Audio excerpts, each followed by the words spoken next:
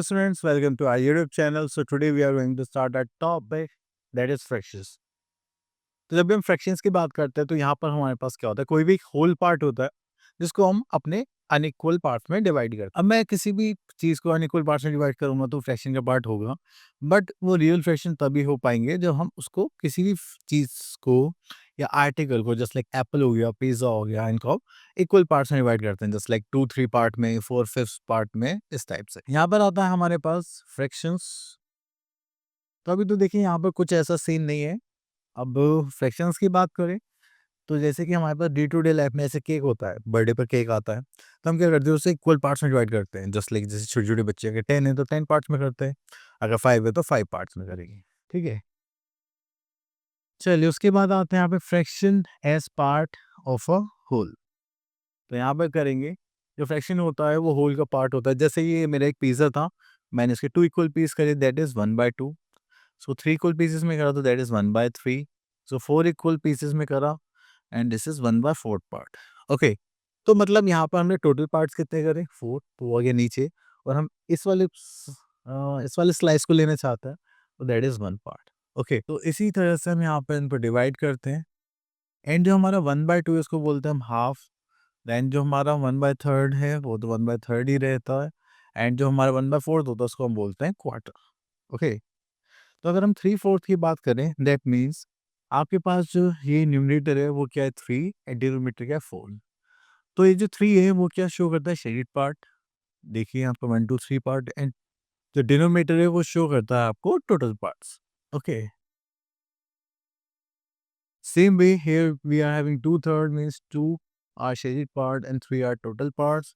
3/5 that means 3 are shaded part and 5 is total parts. चलिए उसके बाद यहाँ पर आते हैं एक्सरसाइज 6A पर। यहाँ पर question number 1, take the shape that are divided into equal parts. Equal parts में क्या हो रहा है यहाँ पर, जस्ट लाइक ये हो गया ए पार्ट, ठीक है, ये सी पार्ट है, ये नहीं होगा। ओके, तो चलिए आगे चलते हैं। Question number 2, right the fractions for the shaded parts. अगर हम फ्रैक्शन की बात करें तो टोटल पार्ट्स हम कहाँ लिखते हैं, डिनोमिनेटर में, एंड शेडेड पार्ट लिखते हैं न्यूमरेटर में। तो चलिए देखते हैं यहाँ से, 1 2 3 4 5 6 7 8 9 एंड दिस इज 10। तो 10 ये हो गए, और 3 हटा देंगे तो यहाँ पे बचेंगे कितने, 7। Okay, next is question number 3, shade the parts of the following figures to represent the given fractions.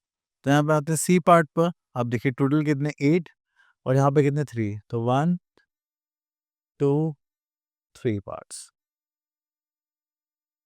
Okay, next we are talking about numerator and denominator. तो इसके बारे में हम ऑलरेडी डिस्कस कर चुके हैं। अगर हमें एक फ्रैक्शन फॉर्म करना होता है तो उसको हम डिवाइड लाइन से सेपरेट करते हैं, एंड अपर नंबर होता है हमारा न्यूमरेटर एंड लोअर नंबर होता है आपका डिनोमिनेटर।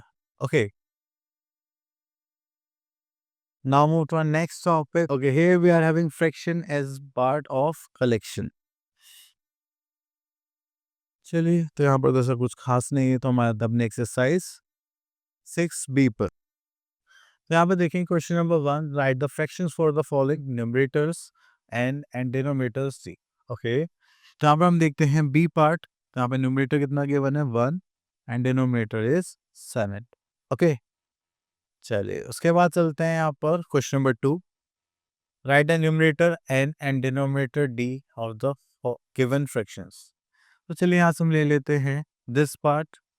4 हमारा क्या हो जाए, numerator, and 5 is our denominator. Okay, next is look at the following figure and complete the table. Number of colored parts as numerator and number of parts in all denominator and fraction of the colored parts. Okay, तो देखिए हम यहाँ पे ए part में देखते हैं, coloured कितने, 3, total कितने हो गए, 5। कलर्ड हो गए हमारे पास 3, टोटल हो गए हमारे पास 5, एंड इसमें फ्रैक्शन देखेंगे तो दैट इज 3। चलिए क्वेश्चन नंबर 4 पर आते हैं, right the fraction for the following. तो यहाँ पर आ जाएंगे सी पार्ट, दिस इज 7 10। तो जो फर्स्ट नंबर है वो क्या हो जाएगा, numerator, and the second number is our 10। Next आता है हमारे पास टाइप्स ऑफ फ्रैक्शंस। तो टाइप्स ऑफ फ्रैक्शन में सबसे पहले आता है प्रॉपर फ्रैक्शन। प्रॉपर फ्रैक्शन की अगर हम बात करें, a fraction in which the numerator is smaller then the denominator is called proper fraction. Example देखें, तो यहाँ पे देखिए 5 और 7 है, तो 5 क्या स्मॉलर है 7 से। Then come to improper fraction, ये इसका रिवर्स हो जाएगा। तो यहाँ पे बोला जाता है the numerator is either equal to और greater than the denominator, is called improper fraction. तो यहाँ पर देखेंगे जो डिनोमिनेटर है और कितना है 10 एंड न्यूमरेटर इज 11, इक्वल भी होगा तो भी हम उसको क्या मानेंगे, improper fraction. Next we are having like fractions. अगर हम लाइक फ्रैक्शंस की बात करें अनलाइक फ्रैक्शंस की, तो यहाँ पर आप देखेंगे अगर आपका डिनोमिनेटर सेम है that means they are like fractions. If you are having different denominators then we are having unlike fractions. Next we are having unit fraction. तो यूनिट फ्रैक्शन की बात करेंगे तो यहाँ पर आ जाएगा हमारे पास 1/3, 1/5, 1/7, 1/9 is all about unit fraction. उसके बाद आता है comparing and ordering like fractions. तो यहाँ पर देखेंगे, तो चलिए कंपेयर करना है तो हम न्यूमरेटर्स के बिहाफ पे क्या करेंगे, उनको कंपेयर करेंगे। अगर ऑर्डरिंग करनी है तो देखिए असेंडिंग ऑर्डर डिसेंडिंग ऑर्डर दो ऑर्डर्स होते हैं। असेंडिंग ऑर्डर होता है smallest to largest and descending होता है लार्जेस्ट टू स्मॉलेस्ट। ओके, चलिए तो यहाँ पर आगे चलते हैं। Here we are having our exercise 6C and question number 1 says circle the proper fraction. Proper fraction means numerator is smaller than denominator. So here we are having this one, again this one. Next come to question number 2. Circle the improper fraction in which numerator is greater than denominator. वो ये रहा हमारे पास। And one more, ये भी नहीं है। ये रहा। Okay, बाकी आप लोग ढूंढी। Next is unit fraction in which numerator is 1. Okay. Next is question number 4. Which of the following are the groups of like fractions? तो यहाँ पर देखेंगे 2/2, 3/9, 4/13, 6/13। चलिए आगे चलते हैं। Next is arrange the following ascending order and descending order. So यहाँ से पिक करते हैं B part. If we are talking about ascending order तो यहाँ पर हमारा जो सीक्वेंस होता है वो होता है स्मॉलेस्ट। ओके, तो यहाँ पे स्मॉलेस्ट जो होगा सबसे छोटा क्या हमारे पास 2/16। इससे बड़ा कौन होगा, दैट इज 5/16। देन इससे बड़ा होगा हमारे पास 10/16। इससे बड़ा क्या होगा हमारे पास 12/16। देन इससे बड़ा हो यहाँ पर 13/। Next here we have question number 6. Arrange the following fractions in descending order. अगर डिसेंडिंग ऑर्डर की बात करेंगे तो यहाँ पर आ जाएगा बी पार्ट। तो चलिए यहाँ पर हम जो सीक्वेंस रखेंगे that is for largest to smallest. ठीक है, तो लार्जेस्ट देखेंगे यहाँ पर कितना आ रहा है 9/13। इससे छोटा देखेंगे दैट इज 7/13। देन आ जाएगा 5/13। देन इसके बाद आ जाएगा 1/। Next is equivalent fractions. तो देखिए आपको कभी कभी ऐसा लगता होगा कि कुछ डिनोमिनेटर्स डिफरेंट होते भी हैं, कुछ होते हैं नहीं होते हैं, बट वो देखने में लगते हैं। ठीक है, अब देखिए जैसे 1/2, 2/4, 3/6 ये सब देखने में अलग लग रहे हैं, लेकिन अगर आप इनको लोएस्ट फॉर्म में सॉल्व करेंगे तो इनकी सबकी वैल्यू सेम ही आएगी, दैट इज 1/2। तो ऐसे फ्रैक्शंस को हम बोलते हैं इक्विवेलेंट फ्रैक्शंस। ओके, तो अगर आपको इक्विवेलेंट फ्रैक्शंस फॉर्म करना है तो आप क्या करेंगे, जीरो को छोड़कर बाकी किसी भी नंबर से मल्टीप्लाई करेंगे न्यूमरेटर में denominator with the same number. Okay, तो यहाँ पर देखते हैं आगे। So here we are having our exercise 16।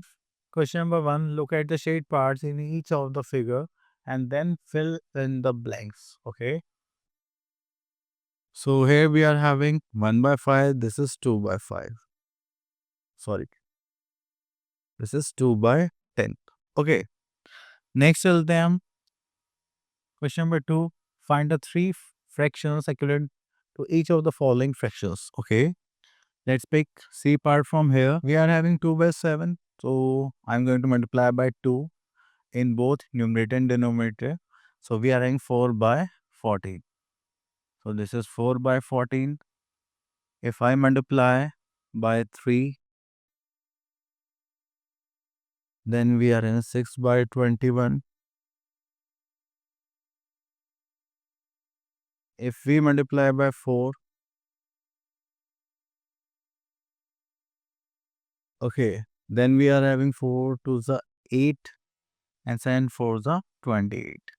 So these are the equivalent fractions of 2/7. Okay, next is addition of like fractions.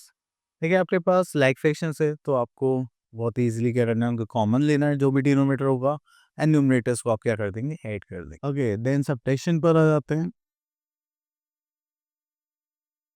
So let's pick one question from here. Okay, यहाँ से ले लेते हैं ई पार्ट। अब देखिए यहाँ पर आपका डिनोमिनेटर सेम है, तो आप क्या करेंगे, नेक्स्ट स्टेप में इन सबको कॉमन ले लेंगे एंड यहाँ पर आप न्यूमरेटर्स को ऐड करेंगे।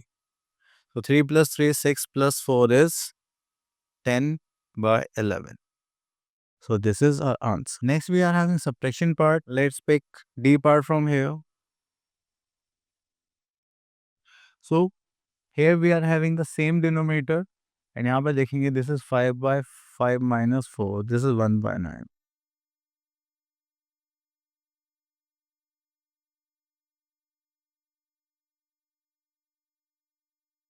Okay, so sorry. So here we are having question number 3. Fill in the boxes. तो यहाँ से देखते हैं E part में। So देखिए यहाँ पे हमें नंबर गैस करना है। डिनोमिनेटर तो सेम है, तो ये तो सेम हो गया। तो ऐसे कौन से नंबर में से 10 माइनस करें जो 12 आ जाए। तो मुझे याद आया कि 22 में से अगर मैं 10 माइनस करूँगा तो मेरे पास क्या आ जाएगा, 12। तो इस टाइप से आप इनको सॉल्व करेंगे। Next we are having word problem. तो देखिए जब भी आपसे पूछा जाए कि टोटल वैल्यू क्या है या टोटल सम अप क्या होगा, इस टाइप के वैल्यूज, तो आप उसको क्या बोलेंगे, that we are having addition word problem. अगर आपसे पूछा जाए कि लेफ्ट ओवर पार्ट, बचा हुआ पार्ट कितना है, तो उसके लिए हम क्या करते हैं, सब्ट्रैक्शन। चलिए वर्ड प्रॉब्लम देखते हैं। Okay, here we are having our exercise 6F, question number 1, solve the following fraction stories. Okay, चलिए यहाँ से हम क्वेश्चन नंबर 3 सी ले लेते हैं, देन उसके बाद देख। So here we are having in a mathematics test Arjun scored 11/17 marks and Vasuri scored this marks. Who scored more marks and by how many? Okay.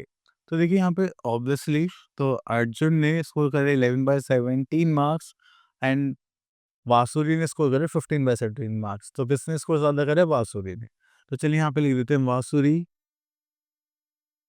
Scored more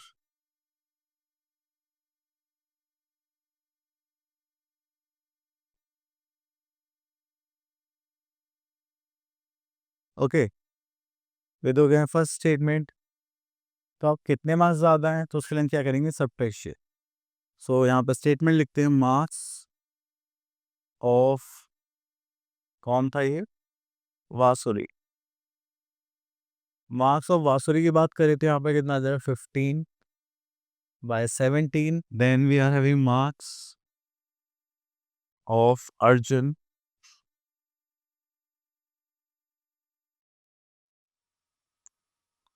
so here we are having how many marks, 11/17.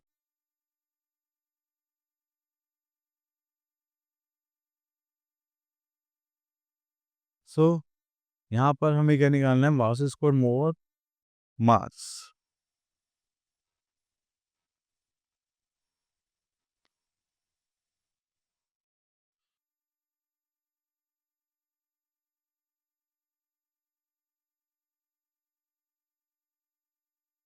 How many, तो हम इन दोनों क्या करेंगे, subtract करेंगे।